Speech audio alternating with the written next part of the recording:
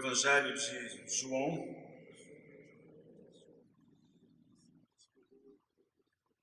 capítulo 18.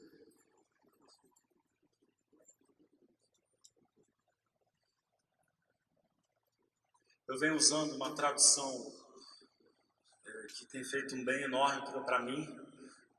Não fique chateado, porque é muito bom a gente mudar de traduções e de versões da Bíblia, até para a gente acordar mais a atenção, sabe? A gente se acostuma em ler sempre a mesma coisa, começa a achar que já sabe tudo que tem ali, né? Para dar uma acordada, um bom estranhamento e melhorar o aprendizado, é bom a gente alternar as versões. E essa tradução, eu acho que ela é um dos melhores acontecimentos na língua portuguesa que a gente tem recentes em torno da Bíblia Sagrada, porque é a primeira tradução, a primeira, diretamente dos manuscritos mais antigos para a língua portuguesa, direto para a língua portuguesa, sem passar pelo alemão, pelo francês, pela língua inglesa. Então a gente tem uma experiência mais viva, né? Mais forte com o texto bíblico, que é a tradução do Frederico Lourenço. Até agora foi editado 2 volumes, dos 4 evangelhos e depois de Atos a Apocalipse. Né? Eu adquiri o texto em e-book, porque eu uso bastante, né? Eu tenho muitas bíblias aqui dentro da minha disposição, né? Dos dispositivos eletrônicos. Então, para mim é mais versátil, é mais dinâmico usar aqui. Mas existe o livro físico, existe o e-book. Você entra num site desse aí, qualquer plataforma dessa, da Livraria Saraiva, aproveita que não quebrou ainda, da Livraria Cultura, entra lá, compra o e-book, baixa, e você usa em qualquer dispositivo, em qualquer lugar. As anotações do Frederico Lourenço são muito boas. É um texto que eu acho muito bonito. Ele tem uns lusitanismos, né? Característica da língua portuguesa, lusitana, mas que não chega a comprometer. Ao contrário, eu acho que tem até um certo lirismo, né? Uma beleza. Vamos ler o texto? Diz assim a palavra do Senhor. Tendo dito essas coisas, Jesus saiu com seus discípulos para lá da corrente invernosa de Cedron, onde havia um jardim, no qual ele entrou e com ele os seus discípulos. Capítulo 17, você tem um registro da célebre oração sacerdotal de Jesus, que é uma oração, uma poesia absurda de linda, em que ele se despede dos discípulos e que ele faz as amarrações, né, da fé, do caminho, da trilha que os discípulos seguiram, e em seguida ele vai para esse jardim. A gente sabe o que acontece ali. É um tempo de muita aflição no Getsemane. Outros evangelistas dizem que ele estava no Jardim das Oliveiras, ou no Monte das Oliveiras. Mas é um lugar de despedida e um lugar de extrema vulnerabilidade. Em nenhum momento da trajetória de Jesus, eu faço parênteses aqui de propósito, para a gente ler o texto debaixo dessa luz, dessa compreensão. Em nenhum momento da trajetória de Jesus, ele viveu tamanha vulnerabilidade. Em nenhum instante foi tão arriscado ser Jesus. Em nenhum momento andar com Jesus foi estar tão exposto às ameaças, à destruição, ao fracasso, à perda de dignidade, à perda de valor, à sensação de equívoco, de erro, de engano. Que quando a gente está cercado por essas tensões, a gente mesmo tem dificuldade de acreditar na gente, né? A gente tem dificuldade de acreditar na gente mesmo. A gente tem dificuldade de se olhar e dizer, opa, vale a pena ser eu, né? Vale a pena seguir sendo eu.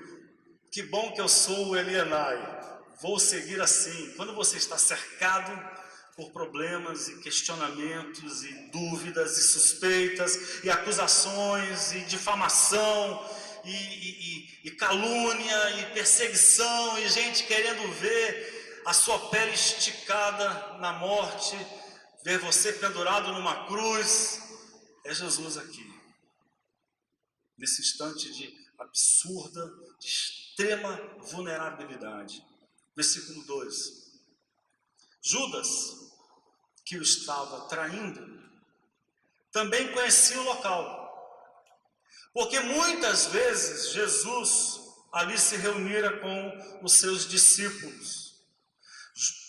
Assim, Judas, tendo providenciado a corte, que seria a guarda romana, e a controvérsia sobre essa guarda romana aqui, e os guardas dos sumos sacerdotes e dos fariseus, chega ali com lanternas, archotes e armas. Então Jesus, sabendo todas as coisas que vêm ao seu encontro, saiu e diz-lhes: quem procurais? Responderam-lhe: Jesus, o Nazareno. Ele diz-lhes: eu sou. Estava ali Judas, o traidor, de pé com eles. Quando Jesus disse: sou eu, eles retrocederam e caíram ao chão. De novo Jesus lhes perguntou: quem procurais? Eles responderam: Jesus, o Nazareno. Jesus respondeu: disse-lhes que sou eu. Se procurais por mim, deixai partir os outros. Disse isso para que se cumprisse a palavra que proferira, de que não perdi nenhum daqueles que me deste. Na oração sacerdotal Jesus disse isso. Versículo 10. Simão Pedro, que tinha uma espada, desembanhou-a e feriu o sumo sacerdote, o escravo do sumo sacerdote, e cortou-lhe a orelha direita. O nome dele era Malco. Jesus disse a Pedro: põe a espada na bainha.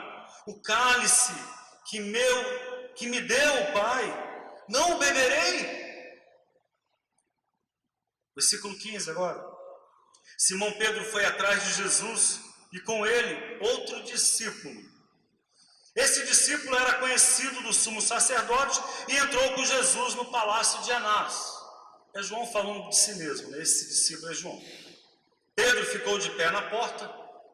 Aqui fora, o outro discípulo, conhecido do sumo sacerdote, saiu e falou com a porteira e levou Pedro para dentro. A criada, que era porteira, diz a Pedro: tu não és um dos discípulos daquele homem? Pedro diz: não sou. Versículo 25. Simão Pedro estava de pé se aquecendo. Disseram-lhe: tu não és também um dos discípulos dele? Pedro negou e disse: não sou. Disse um dos escravos do sumo sacerdote, parente daquele a quem Pedro cortara a orelha: eu não te vi no jardim com ele? Então Pedro negou de novo e imediatamente cantou o galo. Amém. Vamos orar a Deus.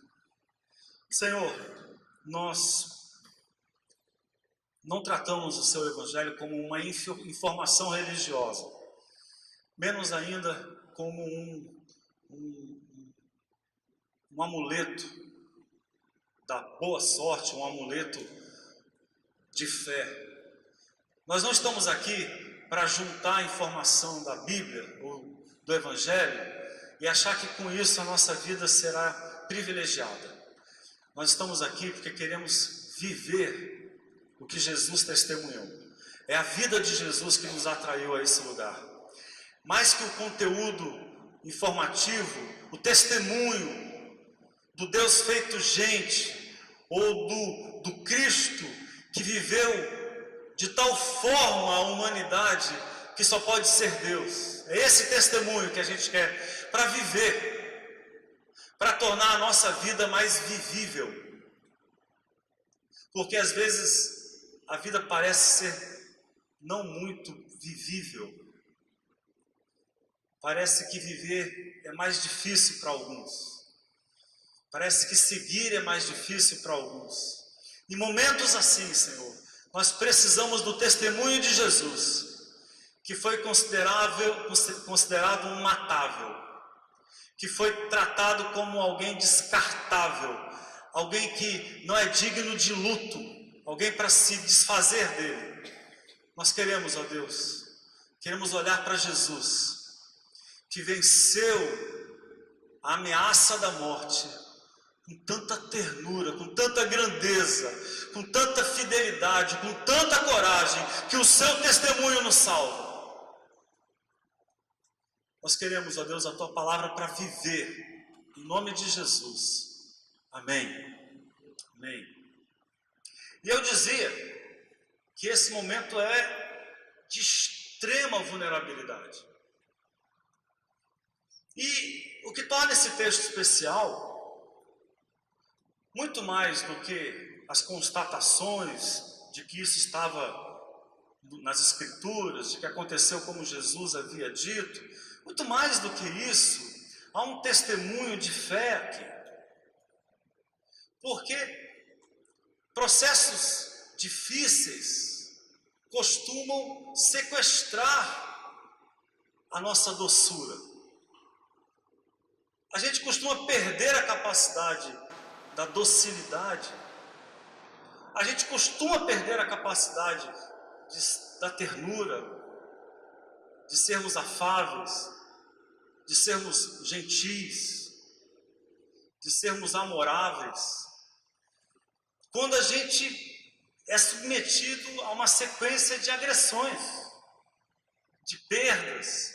A tendência é embrutecer, a tendência é perder a fé nas pessoas, a tendência é afundar na amargura,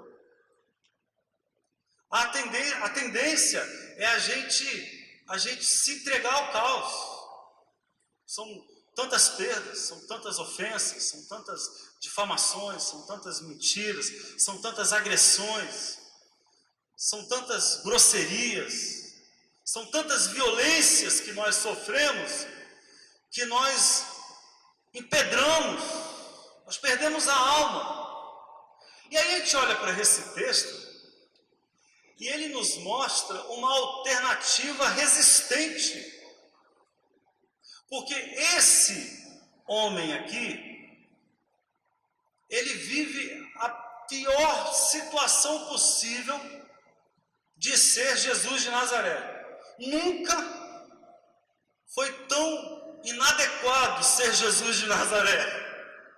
Habitar aquela pele, viver naquela pele do Nazareno, era viver a condição do maldito,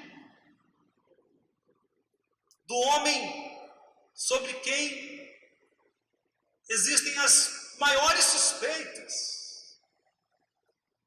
Todos desconfiam. Jesus é objeto de traição, gente de dentro, gente com quem ele contava. Judas não o traiu só porque alguém teria que traí-lo. Judas trai Jesus porque tem intimidade o bastante para ser um traidor. E só gente muito íntima trai. Gente com quem se conta, com quem se divide importâncias, é Judas. O cara cuidava das finanças, não podia ser qualquer um. Ele comia no prato com Jesus. Lembra do sinal que Jesus dá? Quem molhar o pão comigo no prato, esse há de me trair? E era Judas? Ora, por que Judas faz isso? Porque era normal, ele era próximo de Jesus. Há uma trama sórdida, ser objeto de injustiça. Porque veja, sofrer por um mal que você fez é ruim. Ser injuriado, ser amaldiçoado, ser destratado porque você foi mal, porque você agiu de maneira injuriosa, é ruim, mas é mais facilmente compreendido. Agora, ser injuriado injustamente, ser tratado como um bandido, quando a sua vida foi um testemunho de justiça, só Jesus é capaz de dizer sobre isso aqui. Isso é fonte de amargura. É a quem perde a alma, de quem embrutece, endurece, de quem fica áspero, amargo, desacredita de tudo e de todos, mas não é assim que Jesus age. Ele opta pela ternura. Eu escolhi a palavra ternura porque achei doçura piegas demais e achei gentileza elitista demais, porque a origem da palavra gentileza é como nobreza, né? Alguém que procede, tem um gene, né? Tem uma origem especial, por isso tem um comportamento diferente, é gentil, né? Então eu optei por ternura, porque terno é aquele que é brando, que é suave, que tem delicadeza, que age com doçura, com brandura. Jesus age assim, ele opta por agir assim.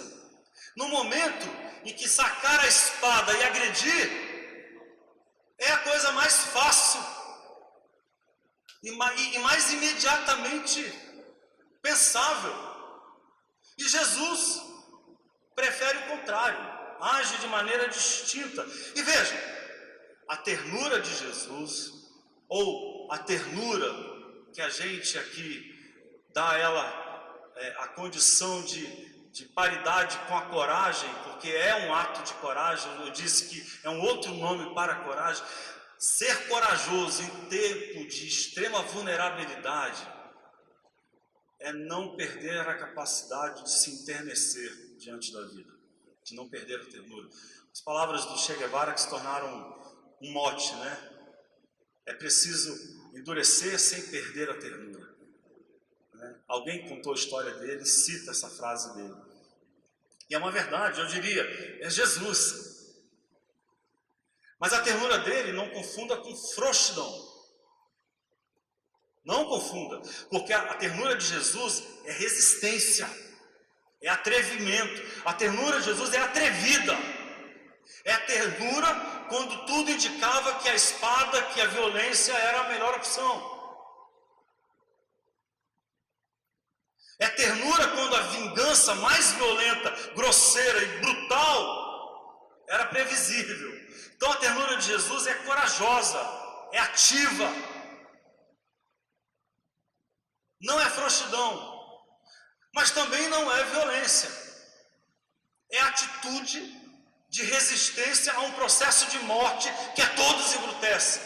Jesus parece dizer, todos estão embrutecidos, mas a revolução é ir na contramão desse embrutecimento, porque foi essa maldita lógica de poder, em que todos querem lutar por predominância, todos querem lutar por prestígio, todos querem brigar por ter a razão, todos querem um espaço de poder e de proeminência.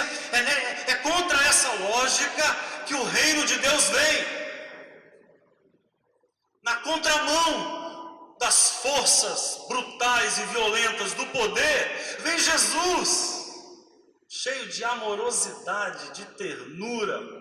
Por favor, a ternura de Jesus às vezes é irada, porque ele é capaz de pegar um chicote e derrubar as bancas dos cambistas no templo. É uma ternura também revoltosa, porque ele entende que aquele lugar é o lugar dos que precisam, um lugar de socorro, de graça, é casa de oração, e transformar aquilo num covil de ladrões. A ternura de Jesus não tem medo do conflito, não tem medo de que as pessoas não gostem do que ele diz. Por isso que Jesus é com muita frequência atrevido. Reclamaram de que o discurso dele era muito duro. Senhor, está difícil ouvir você pregar. Está difícil, as suas palavras são difíceis. E a multidão foi embora, os discípulos trouxeram a queixa, o feedback, está duro ouvir o que você tem para dizer. Qual é a resposta de Jesus? Não querem vocês ir embora também? Aí Pedro diz, para onde nós iremos, se só tu tens as palavras de vida eterna? A ternura de Jesus é uma ternura de resistência, é uma ternura rebelde, é ternura contra um estado de vida que mata, de tanto que embrutece. É a ternura de Jesus. E houve outras situações. Veja, é projeto de Jesus. Houve uma ocasião em que Jesus, ele precisa passar por uma vila de samaritanos, e havia briga entre samaritanos e judeus. Ambos os povos se recusavam, se repeliam uns aos outros, e aí os samaritanos não deixam Jesus atravessar a vila. E aí os discípulos, que o tempo todo sofrem com a ternura revoltosa de Jesus, sofrem com a ternura atrevida de Jesus, perguntam a Jesus se ele não quer, se não é a hora de fazer uma oração de poder, uma oração forte, e pedir a Deus que mande fogo do céu para incinerar esses samaritanos. Nada mais justo. Se atreveram a desconfiar do Filho de Deus? A resposta de Jesus é novamente o ponto de partida do reino de Deus. Ele diz: vocês não sabem de que espírito vocês são. Vocês ainda não entenderam qual é a lógica que deve nos mover. Não é a lógica da vingança, não é a lógica da brutalidade, não é a lógica da aspereza, não é a lógica da violência. A lógica que nos move é outra, é do amor, é da compaixão, é a da misericórdia. Para Jesus, a grande mudança se manifesta em agir com a lógica do amor e não do poder, da compaixão e não da suspeita, da misericórdia e não vingança, da generosidade e não usura, da sensibilidade e não dureza, da ternura e não violência.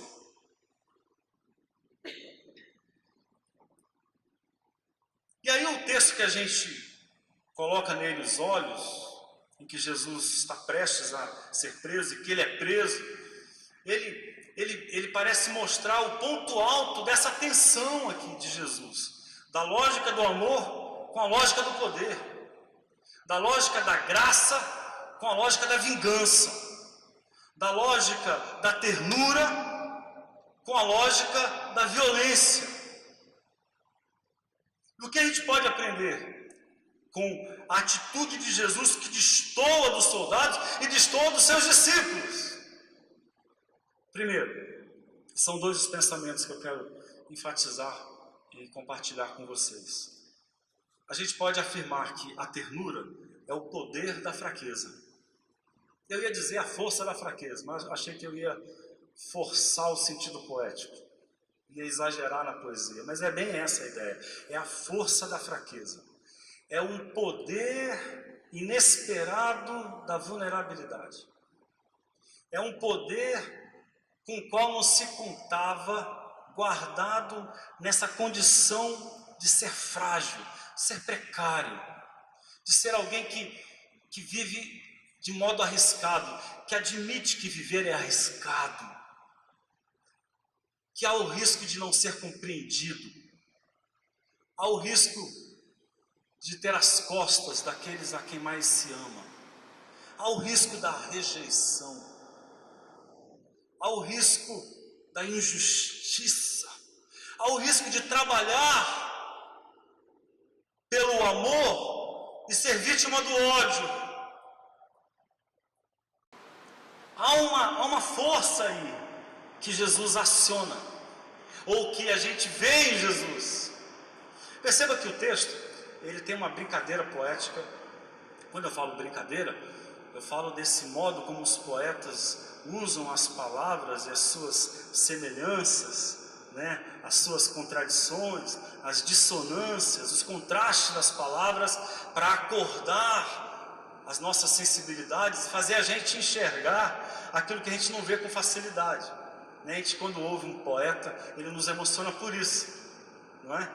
E João faz esse jogo aqui, né? Quando os soldados se aproximam, Jesus os percebe, vai até eles e faz uma pergunta: o que vocês estão procurando? A resposta deles é imediata: Jesus, o Nazareno. Olha, meu amigo, vou repetir. Dizer Jesus o Nazareno é dizer o maldito. É dizer o mais insultável dos homens, o mais injuriável dos homens, o mais xingável dos homens. aquele que é digno de morrer. É de Judith Butler, que eu venho lendo ultimamente, a expressão para falar de gente tão precária na sociedade, esquecidos por todos, que ela diz assim, que não são dignos de luto, as vidas que não são dignas de luto, que ninguém lamenta a ausência deles. Que bom que morreu esse bando de presidiário que só faz a maldade, né? Gente que nós colocamos aí, classificamos na condição de que não são dignos de luto. Se morrer, vai tarde. Bandido bom é bandido morto. É isso. É Jesus. Nesse momento, é Jesus. Alguém extremamente matável. Jesus de Nazaré. Jesus de Nazaré. E talvez eles esperassem uma correria, né?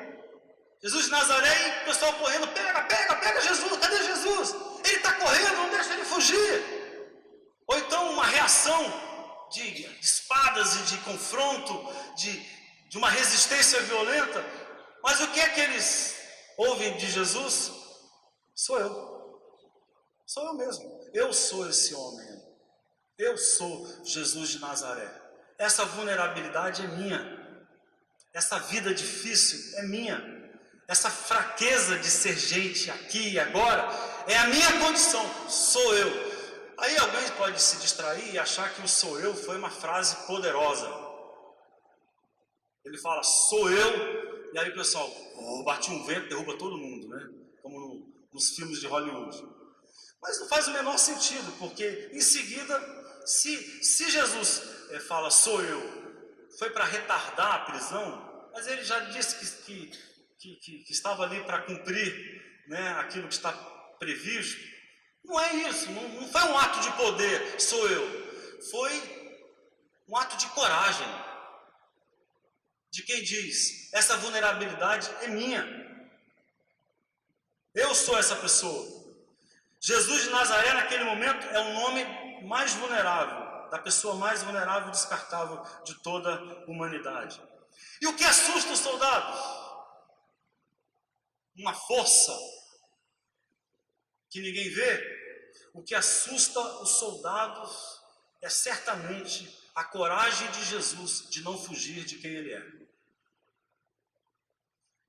Eles não sabem o que fazer com aquilo, eles não estão preparados para a coragem de Jesus, para aquele tipo de coragem. Eles estão preparados para a coragem no fio da espada, eles estão preparados para a coragem da perseguição, do confronto, da luta, da briga. Eles não estão preparados para a coragem de uma grande alma, de um homem grandioso, magnânimo, que diz, sou eu, que não foge de si mesmo, que não foge da sua condição de vulnerabilidade. A vulnerabilidade é essa condição de estar exposto ao perigo, de ter uma vida arriscada,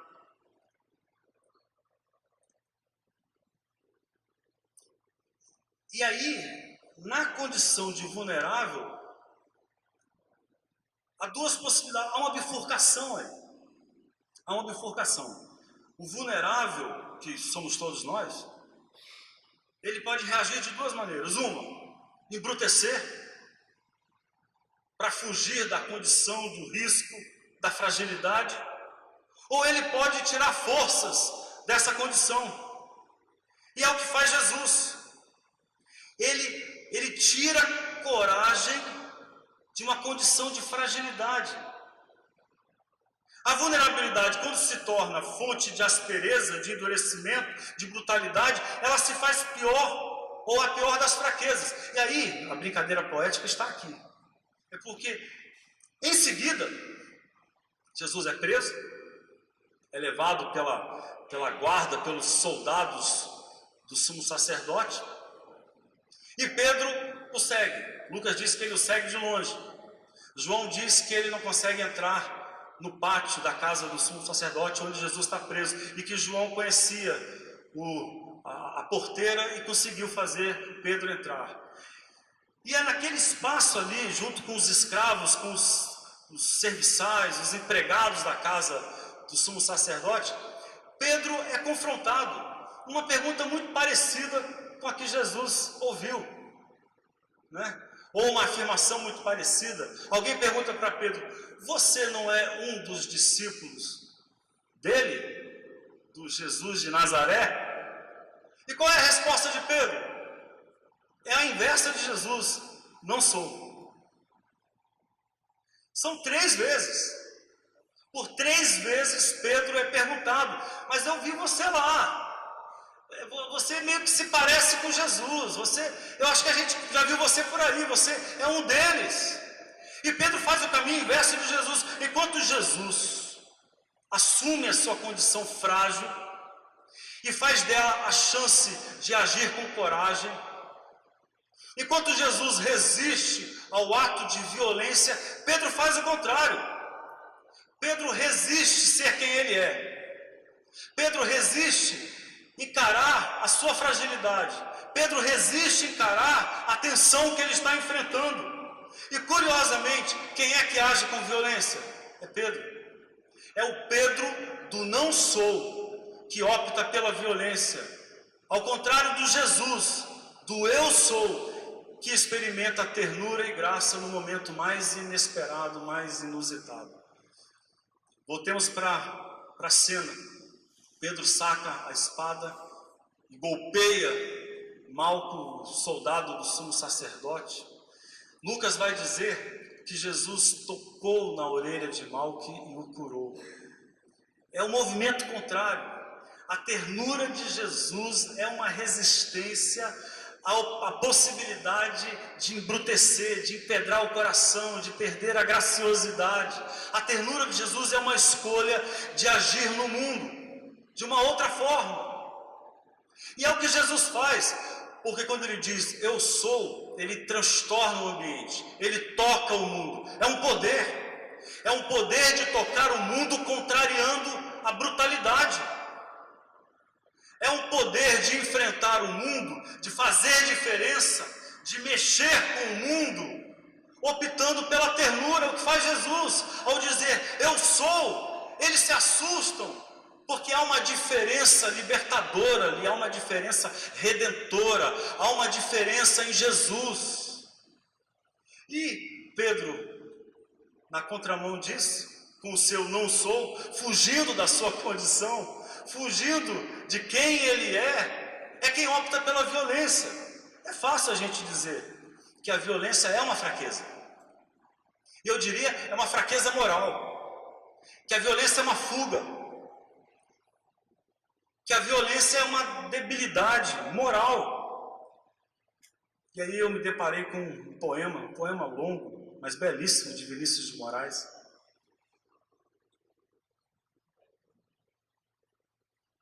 Que parece cantar essa grandeza que nós podemos ter em momentos de fragilidade, de fraqueza, de vulnerabilidade.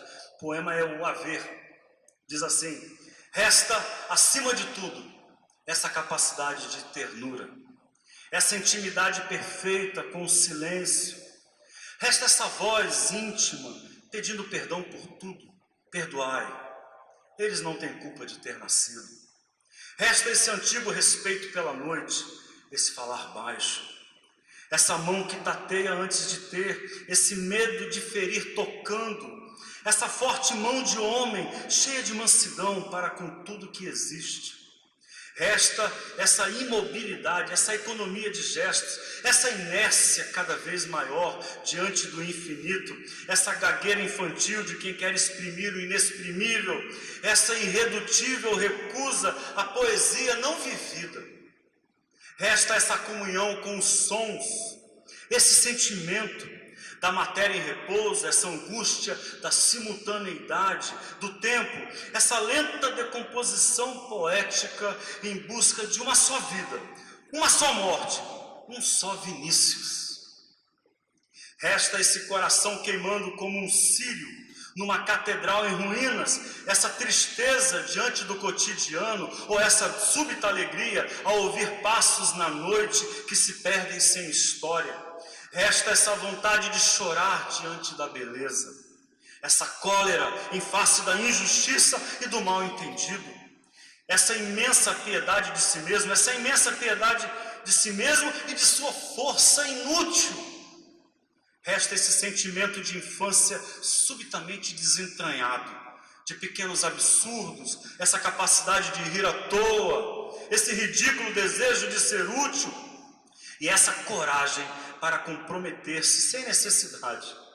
Resta essa distração, essa disponibilidade, essa vagueza de quem sabe que tudo já foi como será, não vir a ser. E ao mesmo tempo essa vontade de servir, essa contemporaneidade com o amanhã dos que não tiveram ontem nem hoje. Resta essa faculdade incoercível de sonhar, de transfigurar a realidade dentro dessa incapacidade de aceitá-la tal como é. E essa visão ampla dos acontecimentos e essa impressionante e desnecessária presciência e essa memória anterior de mundos inexistentes e esse heroísmo estático e essa pequenina luz indecifrável a que às vezes os poetas dão o nome de esperança. Resta esse desejo de sentir-se igual a todos, de refletir sem olhar e sem curiosidade e sem memória. Resta essa pobreza intrínseca, essa vaidade de não querer ser príncipe, senão do seu reino. Resta esse diálogo cotidiano com a morte, essa curiosidade pelo momento a vir. Quando apressada, ela virá me entreabrir a porta como uma velha amante, mas recuará em véus ao ver-me junto à bem-amada. Resta esse constante esforço para caminhar dentro do labirinto, esse eterno levantar-se depois de cada queda, essa busca de equilíbrio no fio da navalha, essa terrível coragem diante do grande medo, e esse medo infantil de ter pequenas coragens. Não é lindo? A ternura é uma pequena coragem pela qual a gente pode e deve optar para não ser tragado por essa lógica funesta do poder que assola tantas vidas. É a opção que a gente tem que fazer hoje, agora. Uma gentil reviravolta no mundo. Uma atrevida ternura a transformar a realidade. É o que eu e você podemos fazer. E finalmente, a ternura é a coragem sem violência. Qual é a diferença entre Jesus e Pedro naquele momento de maior exposição? Todos ali estão muito expostos. Qualquer coisa pode acontecer. Todos ali podem morrer a qualquer momento. Todos ali podem ser envergonhados a qualquer instante. Todos ali podem ter a sua dignidade esfarelada. Qual a diferença entre Jesus e Pedro nesse momento tão vulnerável, tão difícil? Qual é a diferença que salvará o mundo? Se Jesus é aquele que desmonta a imponência dos soldados com a sua corajosa ternura, Pedro é aquele que desfere um golpe de espada em um dos soldados para não ter que enfrentar a sua própria vulnerabilidade. Daí eu repito, aquele que tem a covardia do eu não sou, que foge de sua condição arriscada, da sua vulnerabilidade, é justamente o que lança a mão da violência. Então anote aí, a violência para Jesus é uma fraqueza. A violência para Jesus é um desperdício de valor. A violência para Jesus é desmanchar o melhor dos feitos. A violência para Jesus é a pior derrota de quem a pratica. O violento é o primeiro derrotado, é o primeiro fracassado para Jesus. E é por isso que Jesus se insubordina contra a violência. E ele ama. Todos querem matar e Jesus cura o agressor. O que é isso? O que pretende Jesus, se não transtornar as lógicas, se não convidar a mim e a você a termos a coragem de mudar o mundo, não de fora para dentro com a violência, mas de dentro para fora com gestos de amor. André Comte-Sponville, no seu pequeno tratado das grandes virtudes, Ele diz que a doçura só é doçura se nada deve ao medo. Quem é Pedro naquele momento? O maior covarde de todos os homens, o mais patético e mesquinho homem. Quem é Pedro naquele instante com a sua espada raivosa? Alguém que não tem a coragem de enfrentar o risco de existir. Quem é Pedro? Alguém que não enxerga a grandeza do que faz Jesus. E quem é Jesus? Senão aquele que venceu o pior dos medos. O medo de não ter sido amado o bastante. O medo de não ter sido feito justiça. O medo de não ter sido tratado adequadamente pelas pessoas. O medo de não ter de não ter recebido aquilo que mereceu receber. Pior dos medos, o medo da nossa humanidade, que Jesus não tem, porque Ele sabe o que está acontecendo, Ele sabe quem Ele é, e Ele sabe que a revolução que Ele está trazendo à humanidade passa por esse tumulto, por essa convulsão social e política. Não dá para você discordar das pessoas e querer passar incólume. Não dá para você enfrentar uma multidão e ainda querer o sucesso. Não dá para você ir contra a correnteza e não querer se cansar. Não dá.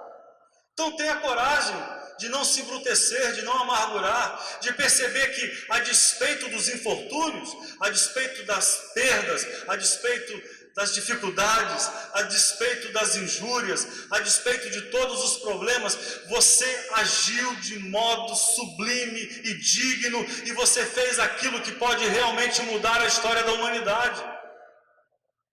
O ponto da revolução não está em Pedro e na sua espada, e nem naqueles soldados que vão devorar Jesus. O ponto da revolução está em Jesus, que optou pela ternura. Eu gostaria de convidar você a ficar em pé junto comigo.